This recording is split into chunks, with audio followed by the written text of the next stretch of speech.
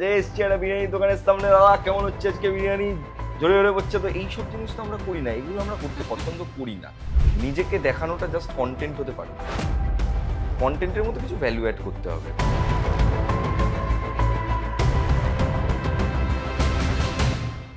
Consistency আর hard work এই দুটো জিনিস এত ইম্পর্টেন্ট, আমার মনে হয় কোনো কিছুই মানুষ করতে পারবে না যদি এই দুটো না থাকে। হতে তো পারে আজ থেকে 15 বছর বাদে প্রেত কথা একটা বড় প্রোডাকশন হাউস যারা হরর মুভি বানানোর জন্য বিখ্যাত। তো দিস ইজ মাই ড্রিম।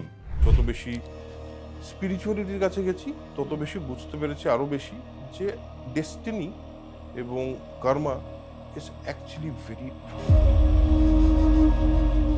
আমার মনে হয় আমিষ হচ্ছে সেই মানুষদের জন্য যারা অ্যাকচুয়ালি ভয়কে এক্সপিরিয়েন্স।